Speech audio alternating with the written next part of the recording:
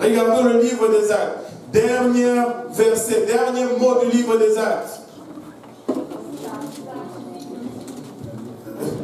Ça continue, il n'y a pas de Amen. Vous savez, nous savons tous que lorsque le repas est à table et que l'on prie, quand on dit Amen, ça veut dire que la prière est finie, on peut commencer à manger. C'est quand on a dit dans le livre de Marc, Amen, c'est la fin. Quand on dit dans le livre de Matthieu, Amen, c'est la fin. Quand on dit dans le livre de Luc, Amen, c'est la fin. Quand on dit dans le livre de Jean, Amen, c'est la fin. Mais le livre des Actes n'a pas de Amen à la fin.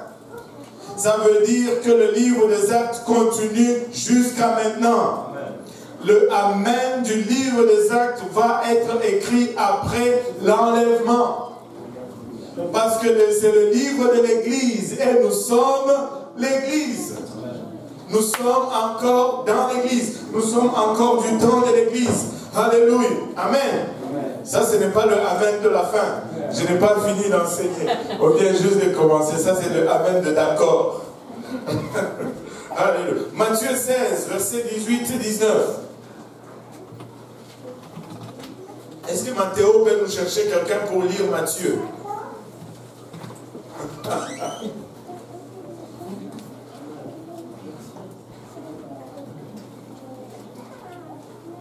Est-ce que Matthieu peut nous chercher quelqu'un pour lire Matthieu?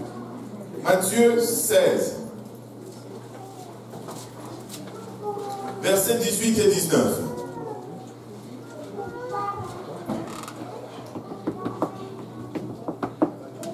Et moi je te dis, que tu es Pierre et que sur cette pierre je bâtirai mon église et que le porte de séjour de mort ne prévaudront point contre elle. Les portes du séjour de mort ne prévaudront point contre elle. Lis le verset 19 également. Je te donnerai les clés du royaume des cieux. Ce que tu liras sur la terre sera lié dans le cieux. Et ce que tu délieras sur la terre sera délié dans le cieux. Dans les cieux. Maintenant, ça, c'est ce que le Seigneur a dit à Pierre, que tu es Pierre, et sur cette pierre, je bâtirai mon église. On a vu la fois passée que la pierre sur laquelle l'église est bâtie, ce n'est pas Céphas, c'est Pétros. Céphas, c'est juste une petite pierre, un caillou. On ne peut pas bâtir une église sur un caillou. Mais c'est Pétros. Tu es Céphas, mais sur c'est Pétros. Mais en français, c'est Pierre et Pierre. Tu es Céphas, mais sur ces Pétros, je bâtirai mon église. Alléluia. Et on a vu que c'est le Seigneur qui bâtit l'église. Et que les portes du séjour des morts, les portes de l'enfer ne prévaudront point contre elles. Et c'est-à-dire, le Seigneur bâtit son église. Si on peut couper là. Le Seigneur bâtit son église. Et cette église est conçue pour défoncer les portes de l'enfer. Peu importe comment ces portes sont construites, peu importe comment ces portes peuvent être épaisses, l'Église va les détruire. Les portes ne sont pas en attaque. On a toujours lu ces versets avec l'impression que l'Église était en train de résister aux attaques de l'enfer. Ça n'a jamais été le cas. On n'attaque jamais avec les portes. Tu ne vois jamais une armée qui prend une porte et qui attaque une autre armée. Ça, non. Les portes, c'est une arme de défense. Et si on dit les portes de l'enfer, c'est parce que c'est l'enfer qui est en défense. Si l'enfer est en défense, l'Église est en attaque. Et nous sommes toujours en mode d'attaque. Nous devons toujours attaquer. Nous devons toujours attaquer. C'est-à-dire, nous devons toujours évangéliser. Nous devons toujours prêcher. Nous devons toujours être... Remarquez ceci. Quand tu arrêtes de faire ces choses, tu tombes quasiment en dépression. Je n'ai jamais vu un chrétien qui évangélise, qui est découragé. Je n'ai jamais vu un chrétien qui témoigne, qui est découragé. Tu vas voir que lorsque tu arrêtes de témoigner, lorsque tu arrêtes d'évangéliser, lorsque tu arrêtes de prier, lorsque tu arrêtes d'adorer, tu te décourages. N'arrête pas ces choses et tu ne vas pas voir le découragement. Déjà, c'est tôt.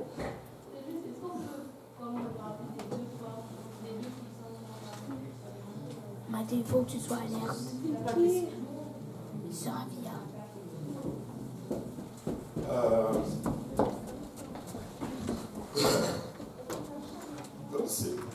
Je ne peux pas les faire la leçon de la fois passée. Là. Après, parce que là, c'est complètement leçon. Après, on va regarder ça après, parce que sinon, je vais commencer à faire les choses d'hier. Regardons d'abord ça aujourd'hui. Amen. Alléluia. Maintenant, si Pierre a reçu les clés du royaume des cieux, nous devons obéir à ce qu'il a dit. Amen. Et faire ce qu'il a fait dans le livre des Actes. Ce qui serait tout à fait logique, n'est-ce pas? Maintenant, regardons Acte 2. Les pentecôtistes aiment Acte 2. Certains pentecôtistes, on dirait que la Bible commence dans Acte 2, 1 et finit dans Acte 2, 39. Hein? On sait que c'est là où ça se passe, mais ce n'est pas tout ça. Amen. Acte 2, verset 1 à 4.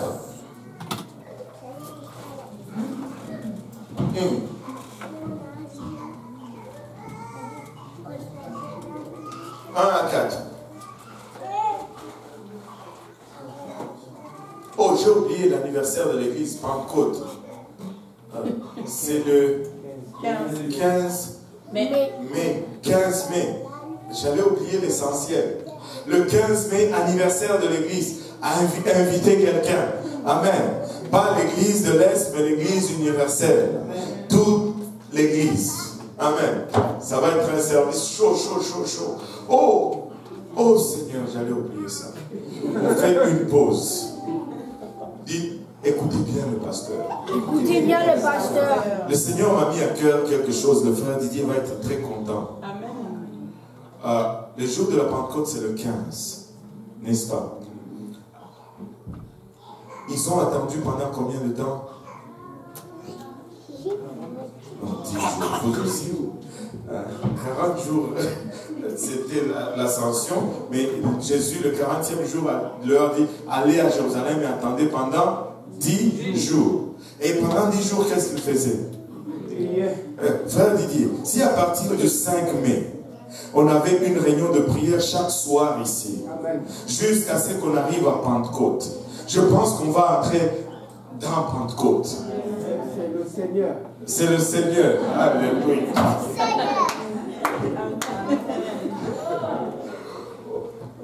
Dimanche, on vous donne les détails. Amen. Alléluia. C'est le Seigneur. Le frère Didier a confirmé. Alléluia.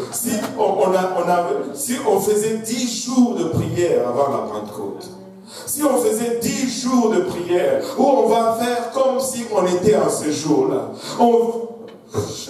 on veut voir cette place secouée. Et ça ne peut pas être secoué autrement que par la prière.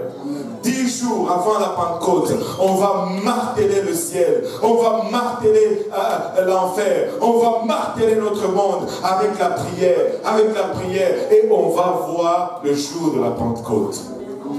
Alléluia. Alléluia. Vous savez, des fois le Seigneur te met ça en tête, mais si tu n'as pas écrit, j'ai failli oublier. Oh Seigneur, pardonne-moi. Heureusement, on s'est rattrapé. Maintenant, Acte 2, versets 1 à 4. Le jour de la Pentecôte, ils étaient tous ensemble dans le même lieu. Tout à coup, il vint du ciel un bruit comme celui d'un vent impétueux. Et il remplit toute la maison où ils étaient assis. Des langues semblables à des langues de feu leur apparurent séparées les unes des autres et se posèrent sur chacun d'eux. Et ils furent tous remplis du Saint-Esprit et se mirent à parler en d'autres langues selon que l'Esprit leur donnait de s'exprimer. Wow. Et ils furent tous remplis du Saint-Esprit et se mirent à parler à d'autres langues selon que l'Esprit leur donnait de s'exprimer. Et ça, c'était le jour de la Pentecôte. Et toutes les églises sont au moins d'accord sur ce point. que l'Église est née le jour de la Pentecôte. Que ce soit les pentecôtistes, bon, on n'a même pas besoin eux, ils sont déjà dedans. Que ce soit les baptistes, les catholiques, les évangéliques, les méthodistes, les protestants, les presbytériens, les kimbanguistes, et tous les istes, même les Ambemalam, ils sont d'accord que l'Église a commencé le jour de la Pentecôte. Maintenant, qu'est-ce que signifie Pentecôte? Pentecôte signifie tout simplement 50 ou 50e. Parce que le jour de la Pentecôte, c'était 50 jours après la fête des prémices. Que tout le monde dise la fête des prémices. Et ça, ça faisait partie, c'est une série de fêtes qui marquait la tradition des peuples juifs. Après la Pentecôte venait la Pâque. La Pâque commémorait la délivrance d'Israël de l'Égypte par la mort de l'agneau pascal. Lorsque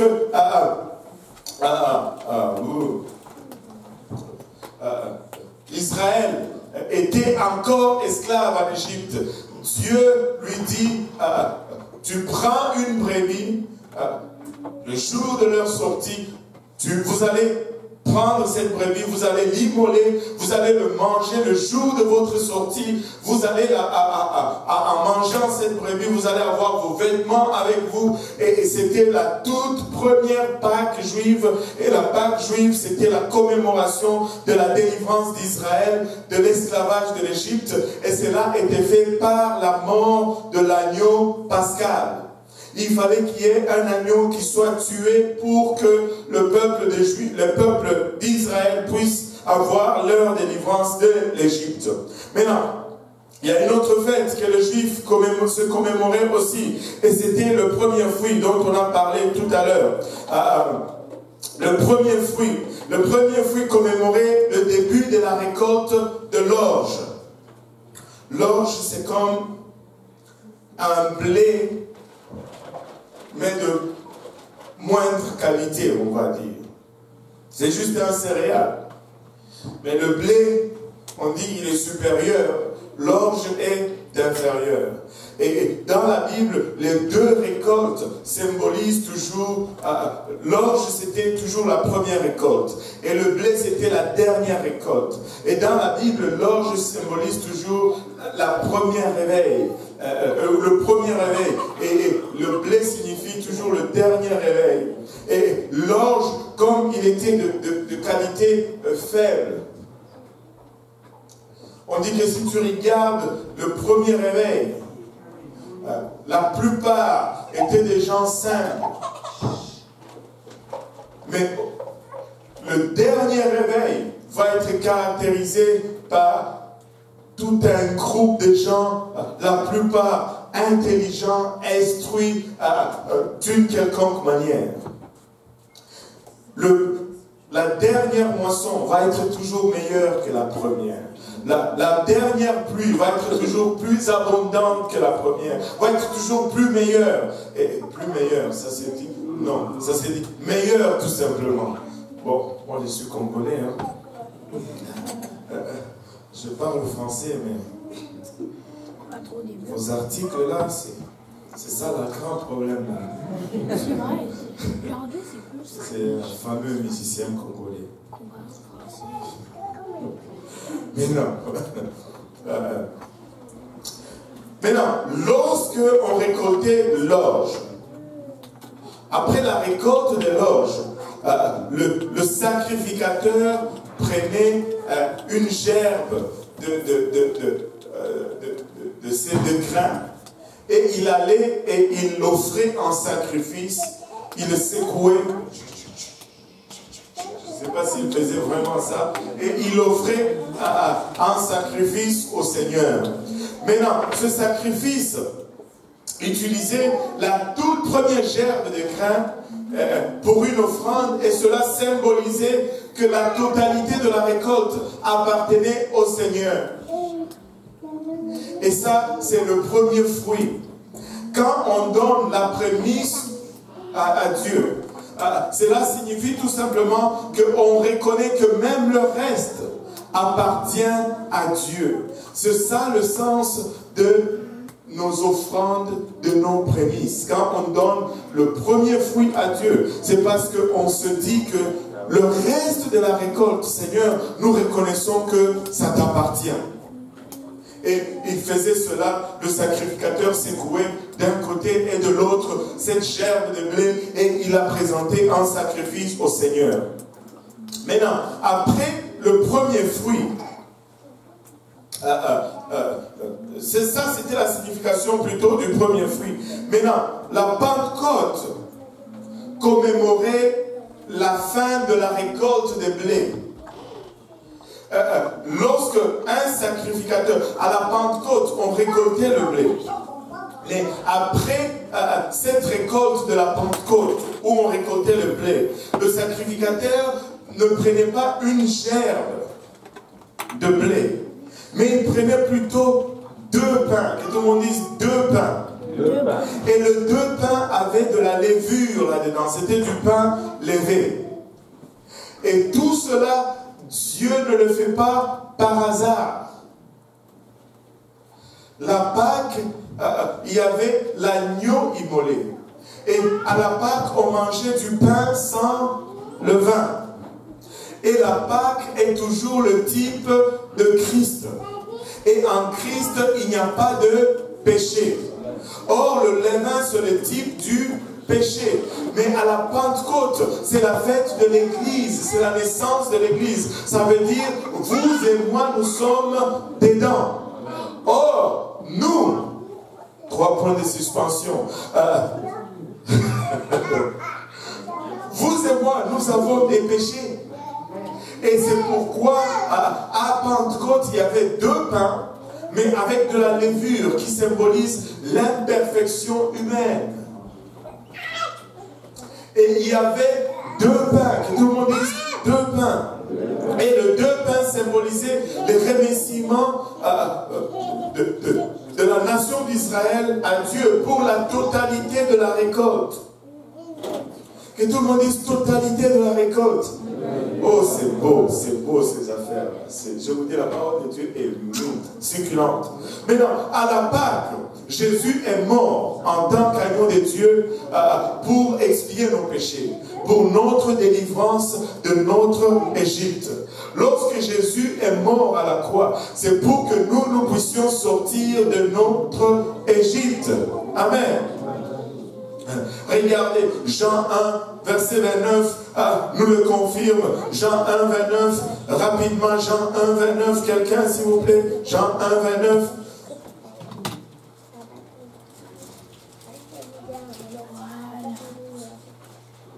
Le lendemain, il vit Jésus venant à lui et il dit, voici l'agneau de Dieu qui ôte le péché du monde. Voici l'agneau de Dieu qui ôte le péché du monde. Ça, c'est Jean-Baptiste qui voit Jésus venir à lui alors qu'il était dans le Jourdain. Jésus était sur les rives du Jourdain et il pointe vers le Seigneur Jésus-Christ et il dit, voici l'agneau de Dieu qui ôte le péché du monde. Je ne sais pas si on peut juste faire un petit pas en arrière et faire souligner cette différence. Avant Jean-Baptiste, tout était question de péché d'Israël. Il était tout en question d'Israël, d'Israël. Mais quand Jésus entre sur scène, Jean-Baptiste ne dit pas, il vient pour enlever le péché d'Israël. Il vient pour délivrer Israël. Non, voici l'agneau de Dieu qui ôte le péché du monde. L'ordre a changé. L'ordre a changé. 1 Corinthiens 5, verset 7. 1 Corinthiens 5, verset 7.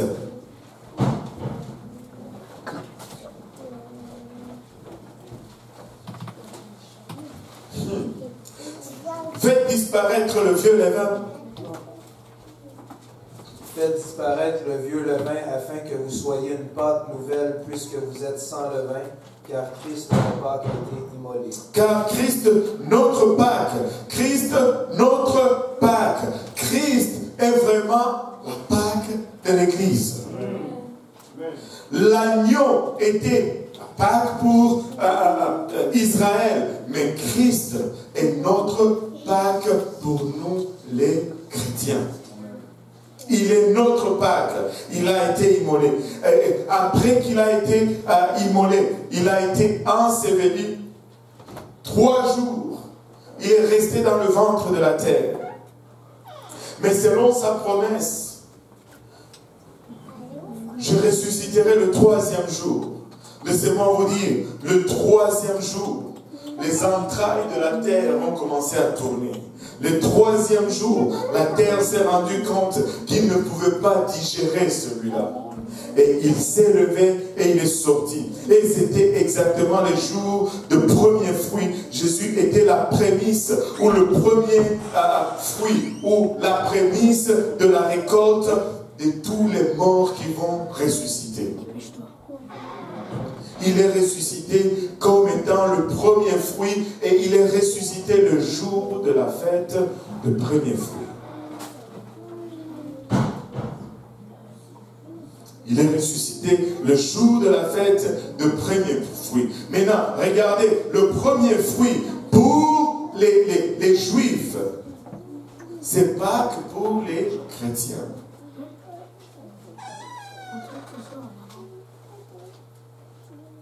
Allô? Bonjour.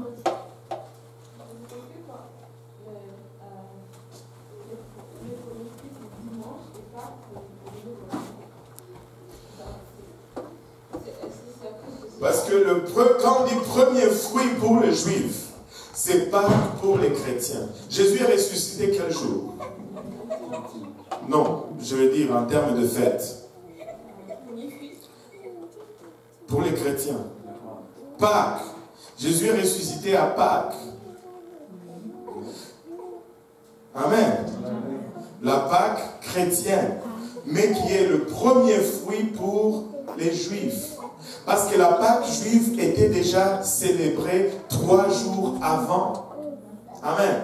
Et il y a toujours, je ne sais pas si ma mémoire est bonne, je pense que la Pâque chrétienne s'écrit avec un accent circonflexe ou avec un S, ou c'est vice-versa, ou en tout cas, je n'ai jamais de mots en français. Accordez-moi au moins cela. Oui. Justement, c'était d'ailleurs ma question. Je vois souvent. C'était d'ailleurs sa question. Voilà. Je vois souvent écrire Pâques avec S. Et moi, Oui. j'ai cherché dans les Écritures. Je n'ai pas trouvé Pâques avec S. Je me pose la question, ça vient d'où? Parce que la Pâque chrétienne s'écrit, je pense, avec S. Ou je ne sais pas, ou vice-versa. Je ne sais pas. Moi, je ne suis pas prof de français. Moi, j'enseigne seulement les voies de l'Éternel. Amen. Si on veut le faire en Swahili, on allait couler ici. Non, je ne pense pas. C'est dur, prêcher en Swahili. Anyway. Alors, on sait que la Pâque juive, ce n'est pas le dimanche. Laissez-moi vous dire pourquoi, une des raisons pourquoi ça ne pouvait pas être le dimanche. Parce que le premier fruit, c'était le premier jour de la semaine. Ça, c'est la Pâque chrétienne. La Pâque juive était 3 jours avant. Ça allume maintenant? À peu près. Wow. Oui, une question? Quand ils sont sortis de l'Égypte, Mm-hmm. le Seigneur avait dit que ce jour devient le premier jour de la semaine. Non, non. Ce mois-ci devient le premier mois de l'année pour vous. Et que le jour soit le premier jour de la semaine. C'est vrai. Ok. Oui, c'est vrai. Mais est-ce que ça fait pour autant que... Parce qu'en fait, le jour n'a jamais changé. Le mois, oui, mais le jour, c'est Exode 12. Ok. Est-ce que ça fait pour autant que...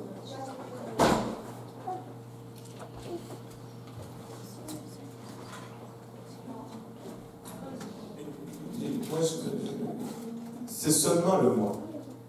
Ce mois-ci sera le premier mois de l'année pour vous. Parce que les semaines, Dieu ne les a jamais changées au fait. Ça reste, la semaine reste la semaine. Dimanche, ce sera toujours dimanche. Et lundi, ce sera toujours... En fait, lundi... Ma question, c'est par rapport, comme on dit que Jésus est ressuscité à la Pâque chrétienne, le dimanche, mais que la fête des premiers fruits, c'était 3 jours avant. Est-ce que c'est pour ça que... Non, non, le premier fruit, c'est la Pâque chrétienne. Oui, mais on a dit que ça ne peut pas être dimanche. Ah, non. La Pâque juive ne peut pas être un dimanche, ne pouvait pas être un dimanche. Donc, ça c'est clair? Ok. Est-ce que je peux avoir 7 personnes ici? Moi. Rapidement. 7. Voilà. Oh, voilà. 1, 2, 3, 4, 5, 6, 7. Ok. Toi, c'est... Ah, c'est mettre comme ça.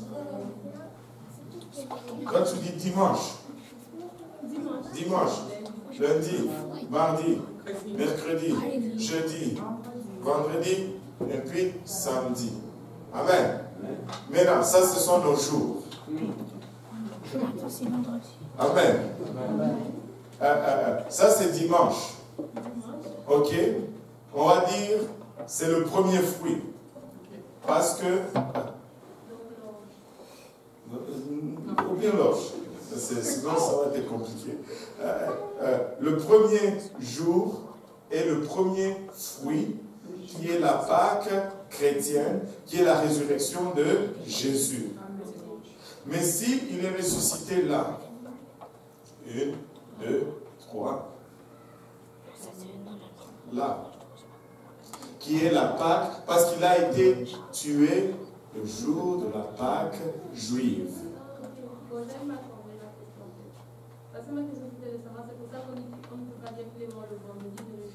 Voilà.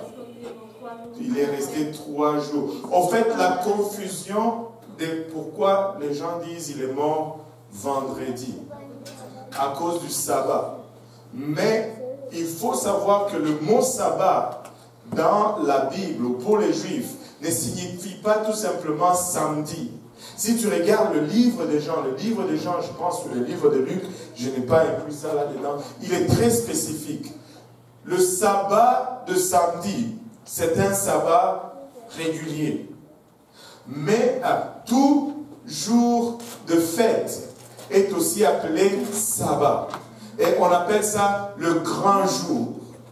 Et quand Marie devait préparer, elle nous dit, les femmes se sont précipitées pour préparer parce que la veille c'était un grand jour. C'était un sabbat, mais pas un sabbat de la fin des semaines. C'était un sabbat de grand jour, de fête de calendrier juif, non pas juste une fin de semaine. Et c'est là, Jésus n'est pas mort le vendredi saint. Et ce vendredi n'a jamais été saint. Et vous pouvez manger votre steak. Alléluia. Bon, est-ce que on voit les chrétiens, parce qu'ils ont appelé ça Pâques, ça cause la confusion avec la Pâque juive. Mais ce n'est pas le même jour, la même fête. Pour les Juifs, c'est le premier fruit. Pour les Juifs. La fête de Pâques chrétienne, c'est le premier fruit pour les Juifs. Mais pour les chrétiens, c'est ce que nous appelons Pâques. Amen. Bon, on va applaudir nos jours.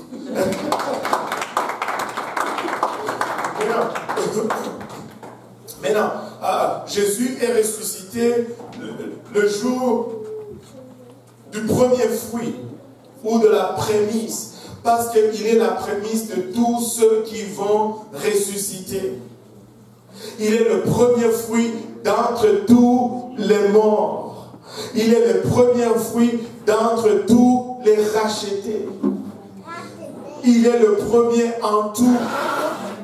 Il est le premier en tout. Jésus était la toute première récolte des dieux. Jésus, c'est la première chair que Dieu a récoltée. C'est la première chair qui a revêtu l'immortalité. Et c'est la première récolte. Premier fruit. Et ceci signifie que le restant de la récolte va appartenir à Dieu. Si Jésus est la prémisse de tous les morts, donc lorsque les morts ressuscitent, il appartient à qui? C'est pourquoi une fois ressuscité, le diable ne peut plus rien. Oh non, vous n'avez pas compris. Vous êtes encore endormi. On va battre nos mains pour vous.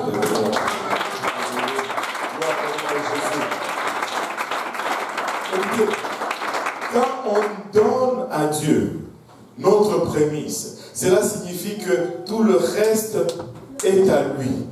Quand Dieu dit Jésus est la prémisse de ceux qui ressuscitent, ce qui veut dire que tous ceux qui vont ressusciter sont à lui. Amen. 1 Corinthiens 15, 20, 23 nous dit, même maintenant,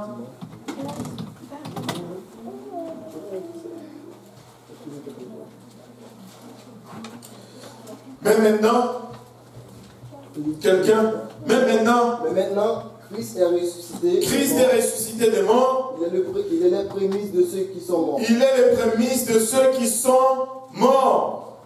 Car puisque la mort est venue par un homme, c'est aussi par un homme qu'est venue la résurrection des morts.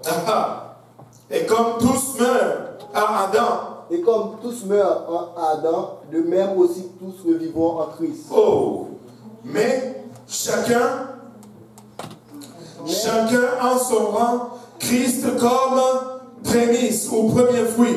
Puis ceux qui appartiennent à Christ lors de son avènement. Écoutez, il est la prémisse, il est le premier fruit, il est ressuscité le premier, et le reste de la moisson va venir à lui aussi. Et le jour de la Pentecôte, la naissance de l'Église a eu lieu. Jésus a dit, ok, allez à Jérusalem. Après, il est ressuscité, il a traîné avec eux pendant 40 jours, et puis il leur dit, allez à Jérusalem et attendez jusqu'à ce que vous recevez la puissance d'en haut. Ils sont allés à Jérusalem, ils ont attendu pendant 10 jours de prière, et 10 plus 40, ça fait 50, et c'est pourquoi on dit Pentecôte, parce que c'est 50 jours après la prémisse, 50 jours après le premier fruit. Écoutez, ces jours-là, le ciel se sont ouverts, un vent impétueux a soufflé sur eux, et ils ont tous été remplis du Saint-Esprit et se sont mis à parler en d'autres langues, et c'était la naissance de l'Église. Alléluia. Et regardez, quand c'était la naissance de l'Église, c'était en même temps pour les Juifs et pour les gentils.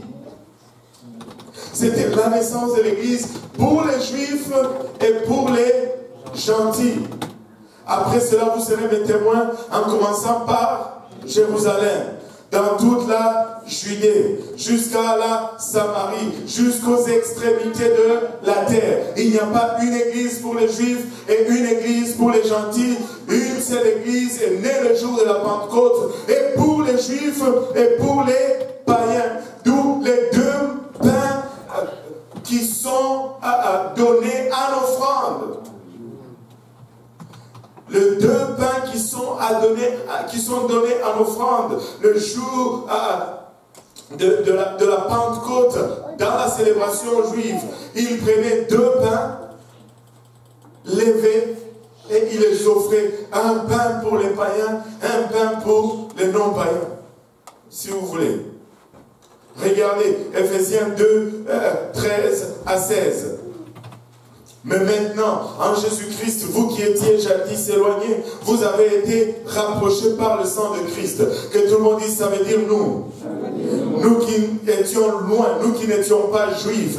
Écoutez, il y a de ces gens qui vont te dire, oh, la Bible, c'est pour les juifs seulement. Quand on était chez nous en Afrique, très souvent, nos pères, même des fois ici, nous disaient, oh, la Bible, c'est un livre des Blancs, c'est un Dieu des Blancs, nous avons nos dieux. Écoutez, il y a un seul Dieu Dieu pour toute créature sur la terre. Il est l'Éternel et il est le Dieu de toute nation et il est le Dieu de toute créature. Et une fois, nous étions loin de lui. Et la Bible nous dit dans Ephésiens 2, 13 à 16, mais maintenant en Jésus-Christ, vous qui étiez jadis éloignés, vous avez été rapprochés par le sang de Christ. Le sang de Christ nous rapproche, car il est notre paix. Alléluia. Nous n'avons plus besoin d'être en conflit. Il est notre paix. Vous savez, il y a des gens qui sont de différentes nationalités et dans le monde, c'est la guerre entre eux. Les Ivoiriens et les Burkinabés. C'est la guerre entre eux. Parce que, bon, on ne veut pas rentrer dans les détails. Le Congolais et le Rwandais, c'est la guerre entre eux. Mais quand nous venons en Christ, Christ est notre paix. Nous perdons notre identité. Nous devenons des Jérusalémiens. C'est notre nationalité. Une âme n'a pas de nationalité. Tu peux être burundais, tu peux être congolais, tu peux être rwandais, tu peux être togolais, tu peux être zaïrois, tu peux être tout ce que tu veux. Tu es mon frère, tu es ma soeur, si tu as été lavé dans le sang de l'agneau. Amen. Amen. Amen. Amen. Des deux, il en a fait seulement un. Lui qui des deux n'en a fait qu'un et qui a renversé le mur de séparation, l'inimitié, ayant anéanti par sa chair la loi des ordonnances dans ses prescriptions, afin de créer en lui-même avec les deux un seul nouveau, une seule église. Amen. En établissant la paix et de les réconcilier l'un et l'autre en un seul corps avec Dieu par la croix, en détruisant par elle l'inimitié. Jésus nous aime. Il est mort pour toi, il est mort pour nous. La Pentecôte dans l'Ancien Testament est également marquée par le jour, marque également, je veux dire, le jour que Moïse a reçu la loi écrite sur des tables de pierre sur le mont Sinaï. Vous savez, la Pentecôte juive, c'est lorsqu'ils sont sortis de l'Égypte. Ils ont marché jusqu'à ce qu'ils arrivent au mont Sinaï. Et au mont Sinaï, ils ont célébré ce que les Juifs appellent leur première Pentecôte. Et ce jour-là, Moïse est monté à la montagne. Et il y a eu une manifestation de Dieu comme jamais auparavant. Il y avait des tonnerres, il y avait des éclairs. Alléluia. La présence de Dieu est descendue sur cette montagne dont les sommets restent calcinés jusqu'à aujourd'hui.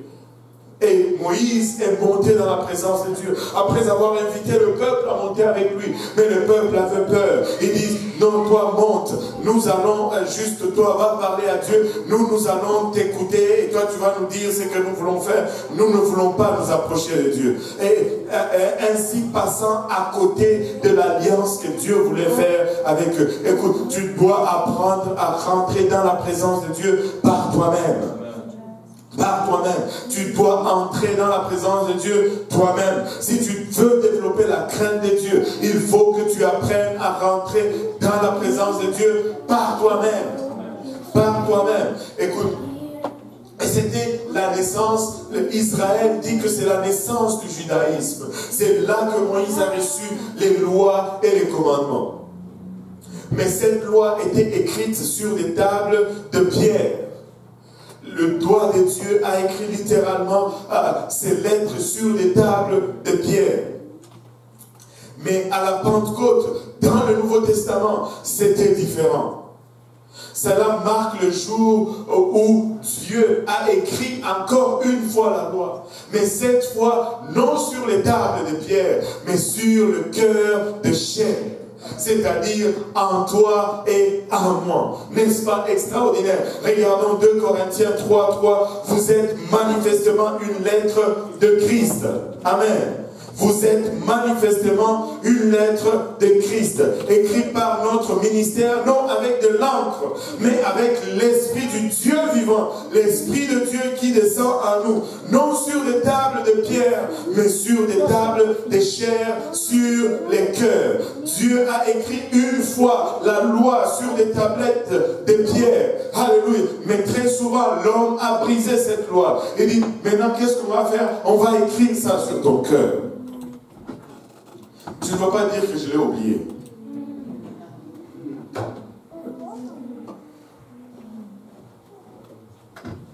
Le jour de la Pentecôte. Est-ce que quelqu'un peut lire Acte 2, 1?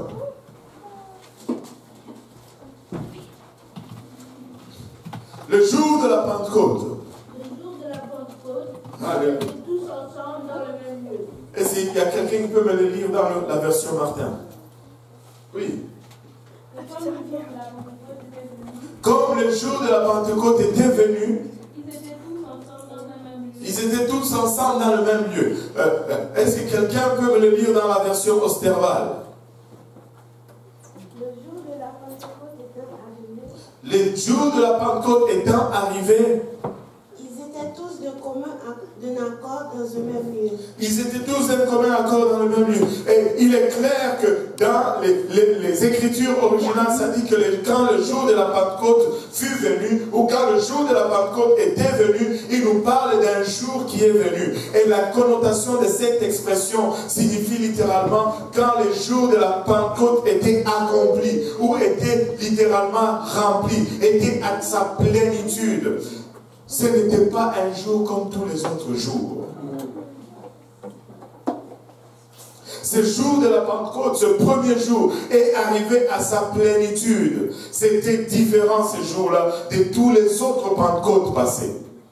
Les Juifs étaient dans Jérusalem pour célébrer leur Pentecôte. Mais le Seigneur était en train de faire le vrai Pentecôte. C'est la vraie Pentecôte. Amen. Ils étaient en train de célébrer l'ombre de la Pentecôte. Mais le Seigneur était en train d'amener le réel de la Pentecôte. Ils étaient en train de célébrer la Pentecôte écrite sur des tables de pierre. Mais Dieu était en train de faire une autre Pentecôte écrite sur des chairs, des cœurs de chair. Et celui-là était meilleur. Ils célébraient une Pentecôte qui divisait. Mais là, le Seigneur établissait une autre Pentecôte qui réunissait. Parce que ces jours-là, les Juifs étaient de toutes nations qui étaient sous la face de la terre. Sous la face de la terre. Extraordinaire. Tout comme la Pentecôte ne pouvait se produire avant la Pâque et le premier fruit sur le calendrier.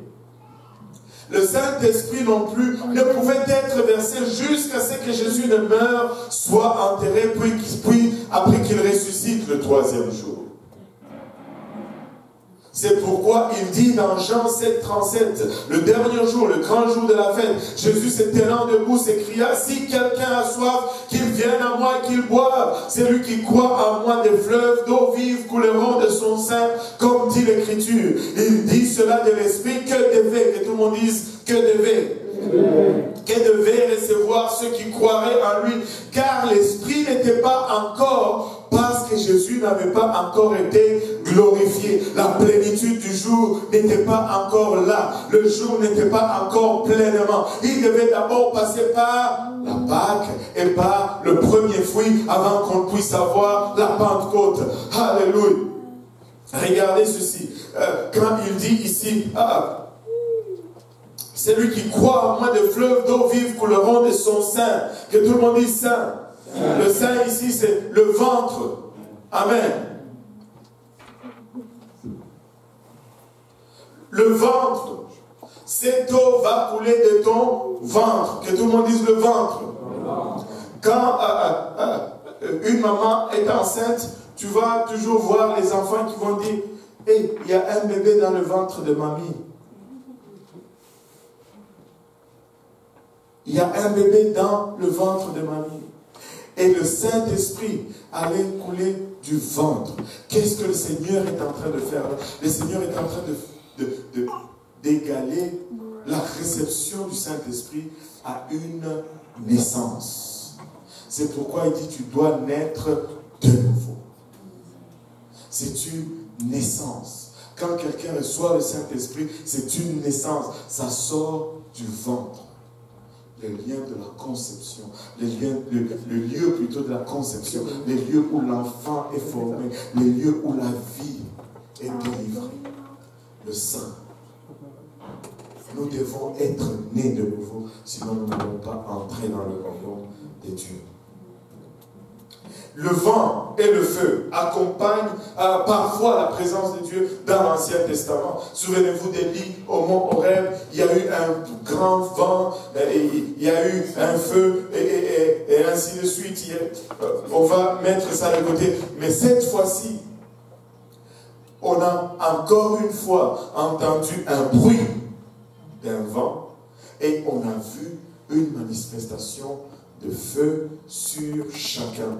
Mais cette fois-ci, ce feu s'est posé sur chaque personne individuellement, sur chaque croyant individuellement, ce qui était le symbole de l'accomplissement de la Pentecôte. Et si tu regardes l'hébreu, en hébreu et en grec, le terme esprit et le terme vent, c'est le même mot.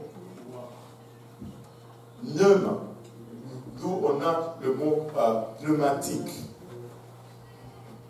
ou pneu. C'est le même mot. Et si vous regardez dans votre Bible, la Bible nous parle tantôt de l'esprit, mais tantôt du vent, mais parlant de la même substance. Jean 3, verset 8, la Bible nous dit, le vent souffle où il veut et tu en entends le bruit, mais tu ne sais d'où il vient ni où il va. Il en est ainsi de tout homme qui est né de l'esprit. Que tout le monde dise le vent. Alléluia. Quand quelqu'un naît de l'esprit, tu vas l'entendre. Tu vas l'entendre. Amen.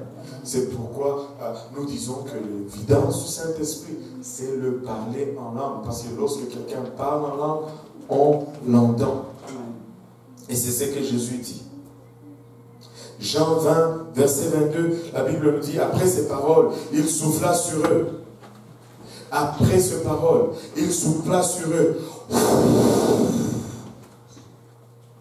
Et leur dit, recevez le Saint-Esprit. Il y en a qui disent que, voilà, les apôtres avaient déjà reçu le Saint-Esprit dans le livre de Jean. Mais non, ce n'est pas ça du tout. Le Seigneur était en train de leur apprendre quoi observer lorsqu'ils allaient recevoir le Saint-Esprit. Il souffle sur eux. Et le jour de la Pentecôte, quand ils ont entendu un bruit comme celui d'un vent, ils se sont rappelés ce que le Seigneur leur avait dit. Sinon, s'ils avaient reçu le Saint-Esprit là, il n'allait pas leur dire quelques temps plus tard, allez à Jérusalem et attendez encore. Il allait y avoir quelque chose comme au moins encore. Attendez encore que vous recevez le Saint-Esprit pour la deuxième fois. Comme certains disent, pasteur, je l'ai reçu encore. Et puis 2 semaines encore, il faut, oui, j'ai reçu encore le Saint-Esprit. Mais ce n'est pas que tu l'as reçu encore, je comprends. Tu l'as. Tu l'as, tu le reçois une fois, mais après tu l'as. Amen. Et c'est la même chose dans l'Ancien Testament. Pour la première fois que Dieu a allumé l'autel des holocaustes, le feu est tombé du ciel. Et ça a allumé l'autel des holocaustes. Mais ce n'est pas à chaque jour qu'on allumait comme ça l'autel des holocaustes. On a gardé ce feu, on a entretenu ce feu. Après, c'est le sacrificateur qui devait aller dans le lieu saint et prendre ce feu et venir allumer l'autel. Le sacrificateur, ça veut dire toi. Amen. Amen. Parce que tu es une race élue, un sacerdoce royal. Ne t'attends pas à recevoir le Saint-Esprit chaque jour. c'est sûr que quand Dieu te le donne la première fois, tout vibre dans ton corps. Toute sensibilité est affectée par cela. Il n'y a pas un moment comme celui-là quand tu reçois le Saint-Esprit pour la première fois. Et les gens ont toujours tendance à penser qu'à chaque fois qu'ils vont parler en langue, ils vont sentir la même sensation. Non, c'est sûr, le premier jour, quand le feu est tombé du ciel, le peuple était en extase. Mais ce n'est pas à chaque fois qu'ils allumaient l'autel des holocaustes qu'ils avaient le même émerveillement. Amen. Après, tu dois parler en langue. Des fois, tu ne ressens rien. Mais tu parles quand même en langue. Parce que ce n'est jamais par nos sensations. Jamais. Je parle en langue même quand je ne ressens rien. Et laissez-moi vous dire, la plupart des grandes choses que Dieu a fait, je n'ai rien senti. J'ai seulement eu les témoignages après. Et je sais que Dieu le fait expressément. Parce que sinon, je vais toujours être guidé par mon feeling. Quand je sens, oh, c'est là. Non. Je n'ai rien à voir là-dedans. C'est la puissance de Dieu qui fait l'œuvre. C'est la puissance. C'est la puissance de Dieu qui fait l'œuvre. Que tu le ressentes ou pas. Aïe, aïe, aïe, aïe, aïe, aïe, aïe.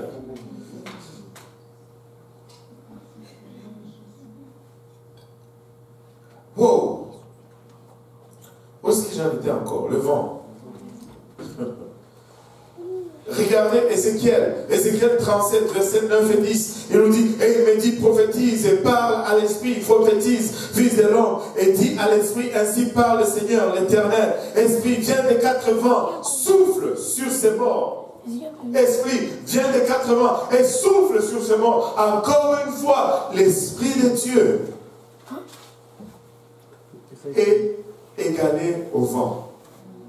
Et vous savez, le même effet que cet Esprit de Dieu a eu sur ces corps morts, sur ces ossements, le même effet cet Esprit de Dieu a sur nous. Quand l'Esprit de Dieu vient à toi, tu reviens à la vie.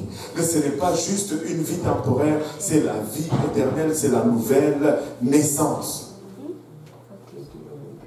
Sans l'Esprit de Dieu, nous sommes morts. Et c'est devenu une grande armée. C'est devenu quoi? Une armée très grande. Je prophétisais selon l'ordre qu'il m'avait donné, et l'Esprit entra en eux, et ils reprirent vie. Quand l'Esprit entre en toi, tu reprends vie. Et c'était sur leurs pieds, c'était une armée nombreuse, très nombreuse. Écoutez, ça ne dit pas, c'est fut une bande de plaignards nombreux, très nombreux. C'est une armée. Regarde ton voisin, dis-lui, si l'Esprit de Dieu est en toi, tu fais partir de l'armée. Tu fais partir de l'armée. Écoutez, dans l'armée, il n'y a pas de plaignards. Dans l'armée, il n'y a pas des gens qui sont plus... Oh, moi... Non, nous sommes des soldats. Nous devons nous battre. Nous devons nous lever. Et nous devons arrêter de pleurer sur nous-mêmes. Nous devons avoir un peu l'esprit militaire. Amen. Amen. Amen. Wow. Non, je vais rester un peu là. Parce que je pense que... Amen. Vous savez, un soldat, c'est dur. Amen. Un soldat, c'est formé pour endurer la bataille. Un soldat, c'est fait pour aller à la guerre. Amen. Ce n'est pas pour aller dans les croisières.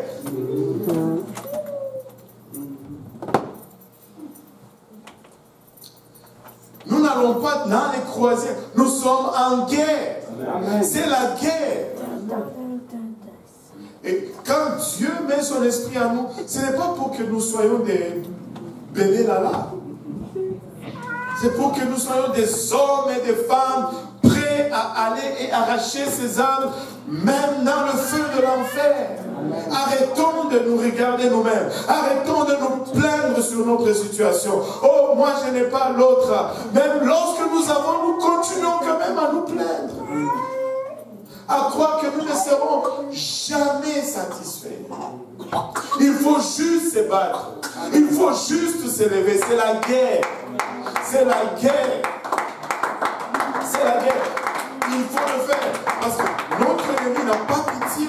Le diable, tu peux pleurer comme tu veux. Tu ne vas pas arriver à faire tourner son cœur, de le remplir de pitié. Tu pleures, il rigole. Il rigole. Il tape, tu tapes. Il tape, tu tapes. C'est le seul langage qui fonctionne avec notre ennemi. Vous savez, mon grand-père était dans l'armée. Je vais vous dire comment c'était l'armée avec mon grand-père. Nous, quand on était petits, vous allez vous jouer avec ton ami, il te tape. Là, tu rentres à la maison. On m'a tapé.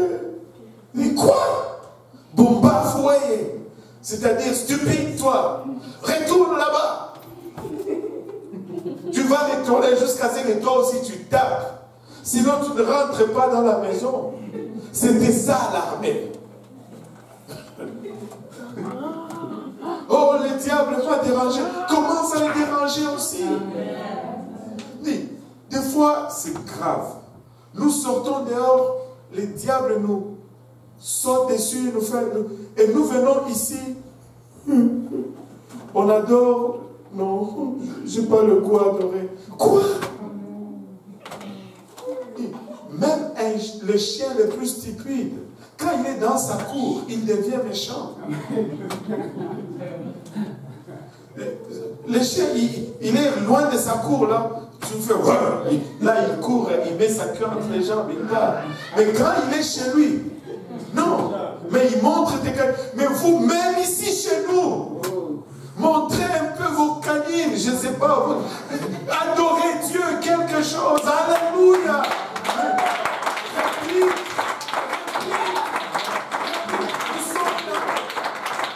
Si tu te fais battre dehors, mais non pas chez toi quand même. Non pas chez toi. Quand je viens ici, j'adore. Quand je viens ici, je glorifie Dieu. Quand je viens ici, je fais louer Dieu. Je ne peux pas me permettre d'avoir la défaite même dans ma maison. Même dans ma maison. Mais non. Mais non. Mais non. Ça ne marche pas. Nous devons louer Dieu. Nous devons louer Dieu. Je vais le redire encore, je pense que je l'ai dit lundi. Écoutez, nous devons adorer.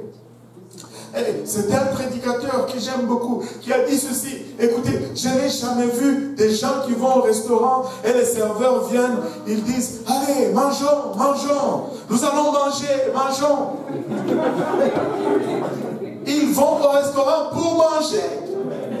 Mais quand vous venez à l'église, il faut que quelqu'un soit là. Allez, adorons, adorons, adorons. Allez, lèvons nos mains, battons nos mains. Non, nous sommes venus ici pour adorer. Nous n'avons pas besoin que quelqu'un nous dise adorons, adorons.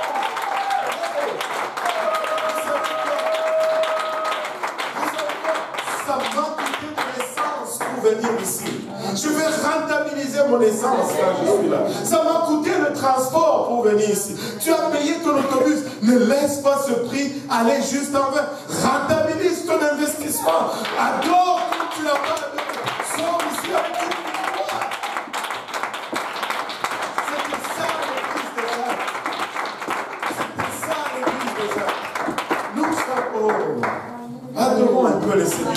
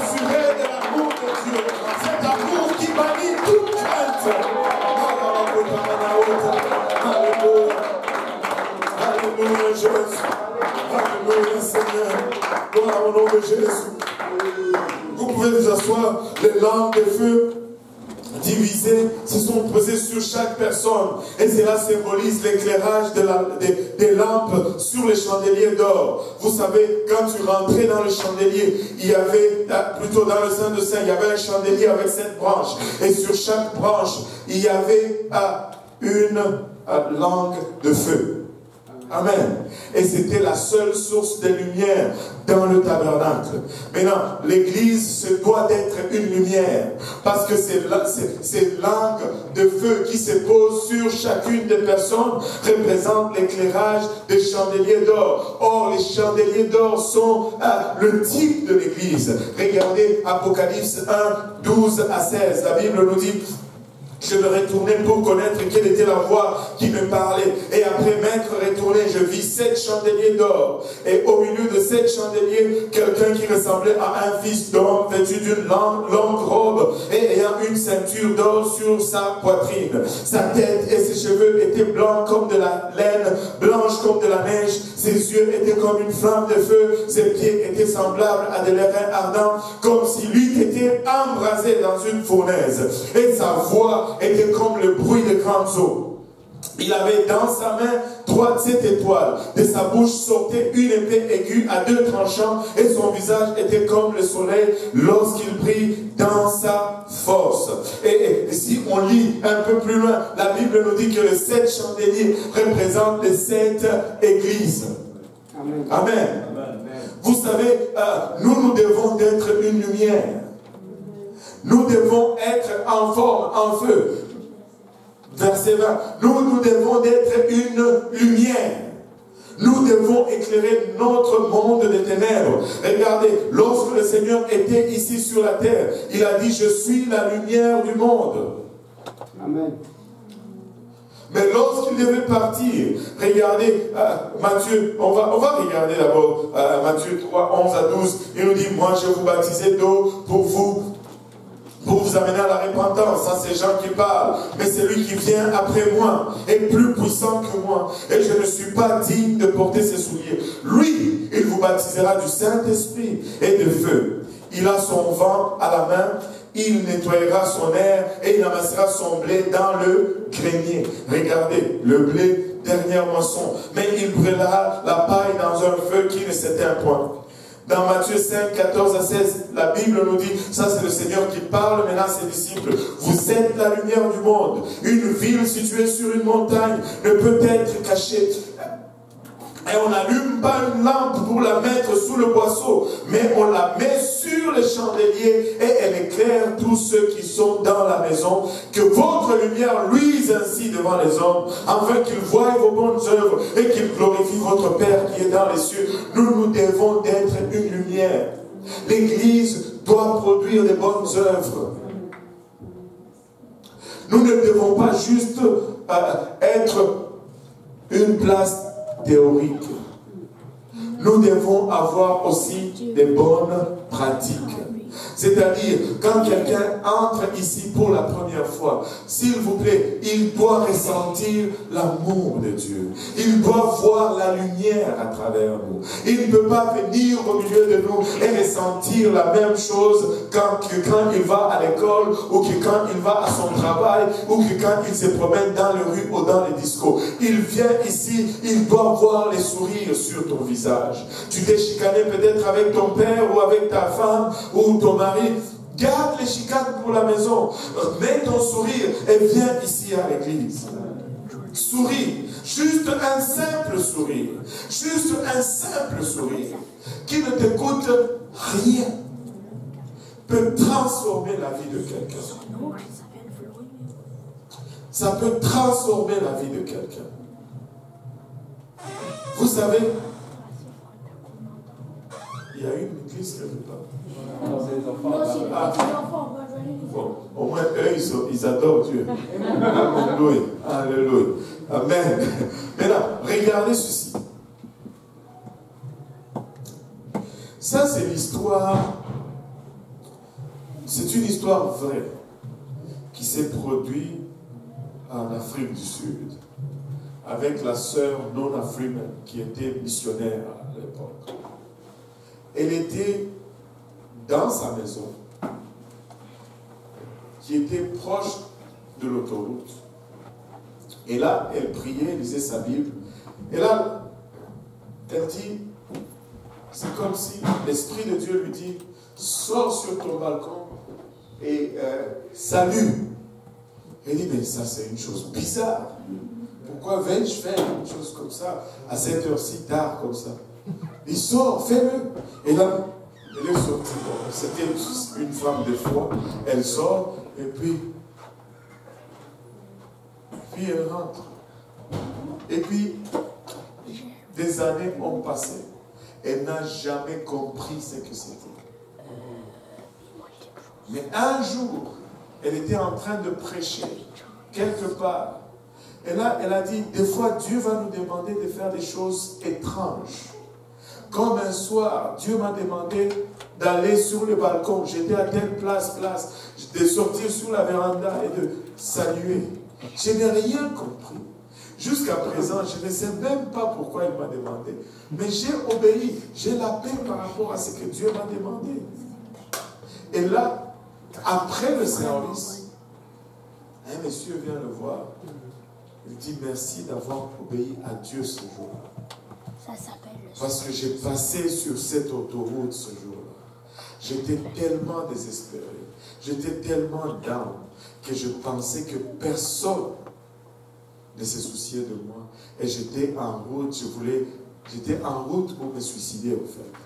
Il dit, je voulais juste conduire ma voiture le plus vite possible et cogner un mur et en finir avec la vie. Lorsque j'ai passé sur l'autoroute et je vois cette dame qui m'envoie des bye-bye et je me suis dit, oh, il y a quelqu'un qui se préoccupe encore de moi. Ainsi, il n'a pas mis fin à sa vie. Anodin, qui ne lui coûte rien. Qui ne lui a rien coûté. Peut-être 10 secondes. Mais ça a transformé toute une vie. Amen. Nous devons être une place où les gens viennent et ils sentent qu'ils sont aimés. Écoutez, laissez-moi vous donner une grosse nouvelle. Une grosse nouvelle.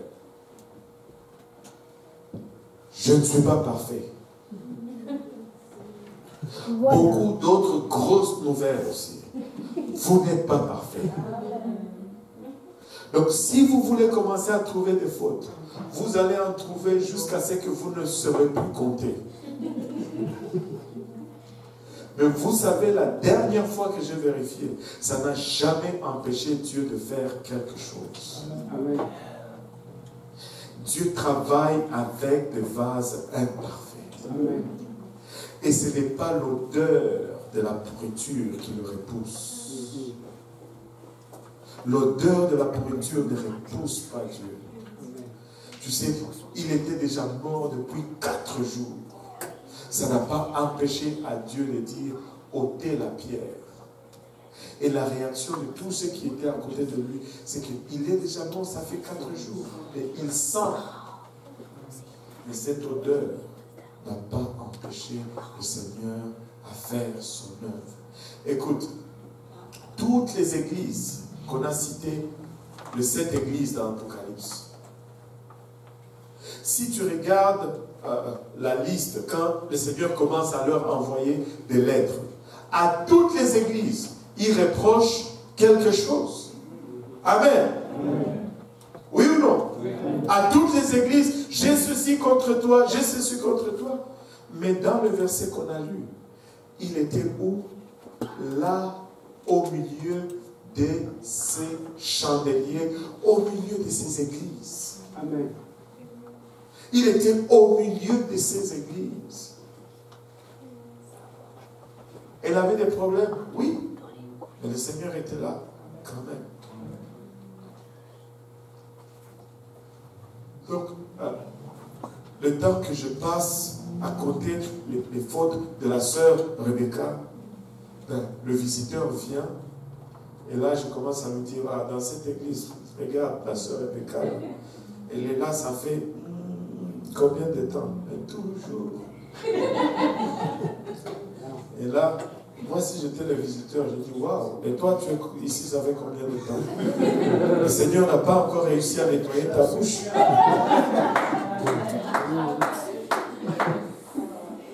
Alléluia. Battons nos mains pour le Seigneur.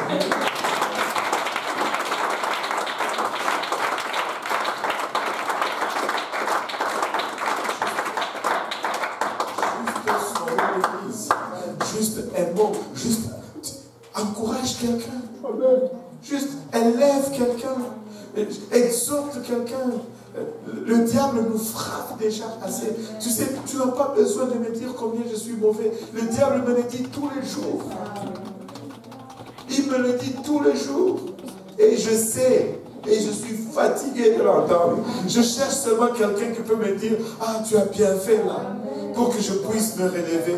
Pour que je puisse me dire, ok, on continue. Juste une personne qui va me dire, ah, bien fait aujourd'hui. Juste ça. Alléluia. On est capable de faire ça. Amen. Alléluia. Regarde ton voisin, dit, on va s'encourager. On va s'encourager. Amen. Alléluia. Tu sais, du temps des apôtres, on va finir rapidement. Du temps des apôtres, il n'y avait pas d'Hydro-Québec. Il n'y avait pas d'électricité. Il n'y avait pas de batterie non plus. Donc, toute lumière que l'homme pouvait utiliser pour dissiper l'obscurité était créée ou provenait d'un feu. Amen. Il n'y avait pas moyen d'avoir la lumière sans le feu. Écoutez, nous ne pouvons pas avoir la lumière sans le feu. Nous avons besoin du feu du Saint-Esprit sur nous. Regardez. Hébreux 12, 29.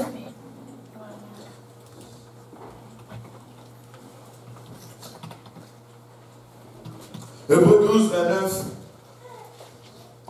Hébreux 12, 29. Car notre Dieu est aussi un feu dévorant. Donne-moi 28 aussi, juste pour dire. C'est pourquoi, recevant un royaume inébranlable, montrons notre reconnaissance en rendant à Dieu un culte qui lui soit agréable. Car notre Dieu, avec pitié et avec crainte, oui. Car notre Dieu est aussi un feu. Il est aussi un feu dévorant. Il est un feu qui éclaire, mais il est aussi un feu qui dévore.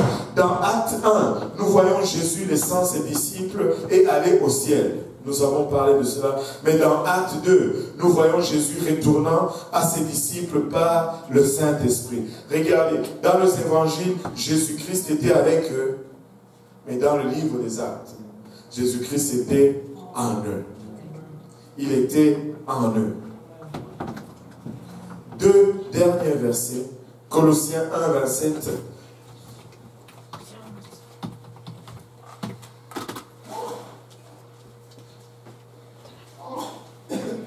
À qui Dieu a voulu faire connaître quelle est la glorieuse richesse de son mystère.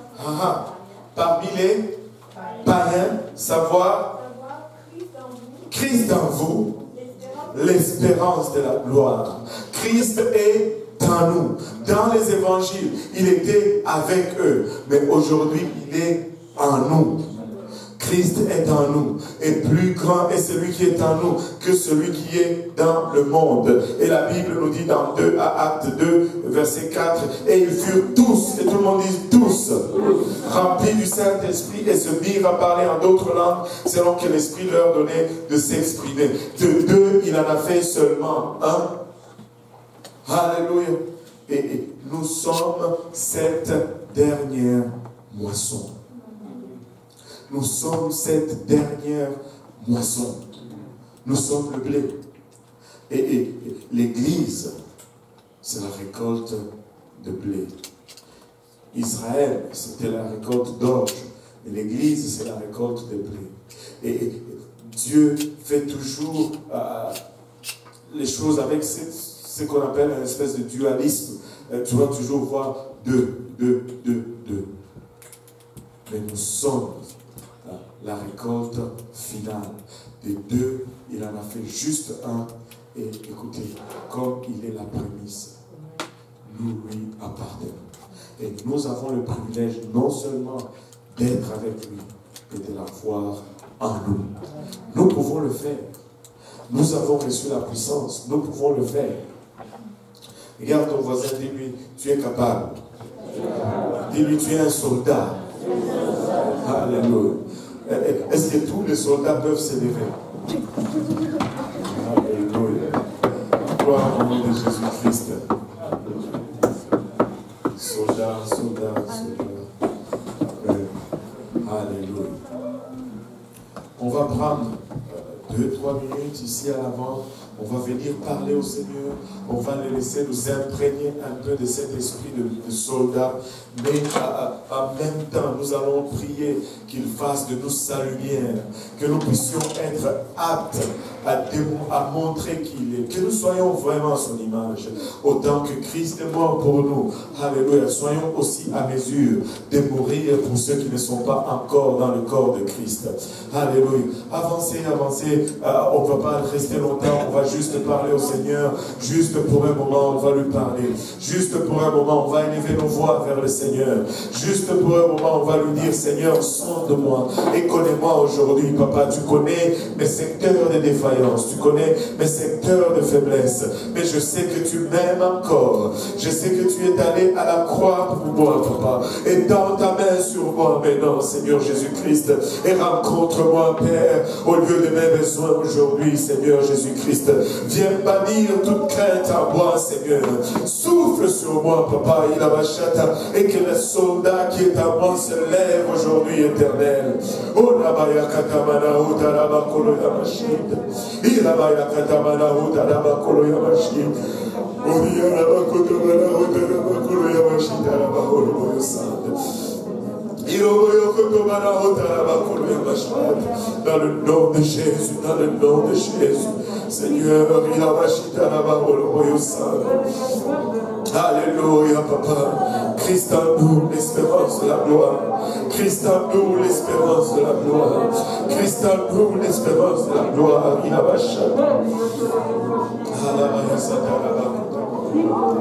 Alléluia, Seigneur. Permets-nous de réaliser qui nous sommes, Papa.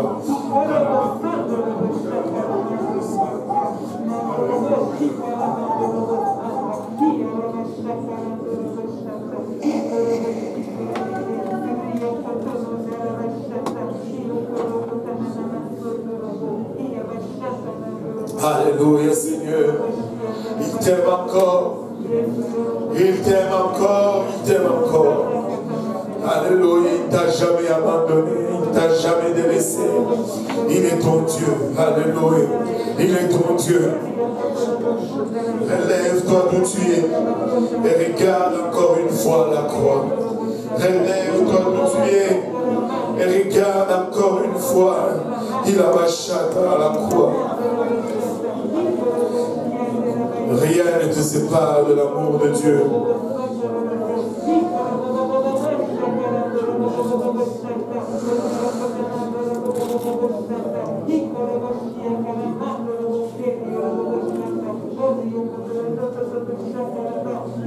Alléluia Jésus, alléluia Seigneur. Alléluia Jésus, alléluia.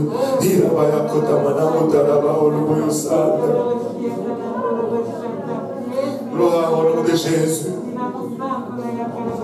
Gloire au nom de Jésus. Gloire à ton Saint-Nom, Seigneur. Gloire à ton Saint-Nom éternel. Alléluia. Gloire au nom de Jésus. Gloire au nom de Jésus, Papa. Rencontre-nous aujourd'hui, Père, au lieu de nos besoins, Papa. Sonde chacun de nous ici présents, Père. Alléluia. Papa, il a bachata, tourne ta face vers tes filles. Tourne ta face vers tes filles, sois éternel. Alléluia, Jésus. Alléluia, Seigneur. Alléluia, alléluia. Alléluia, Jésus. Alléluia, Seigneur. Alléluia, Seigneur. Alléluia, Pouvons-nous battre nos mains pour le Seigneur Jésus? Pouvons-nous élever nos voix? Alléluia.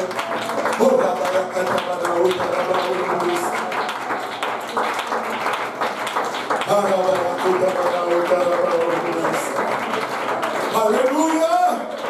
Alléluia, Jésus.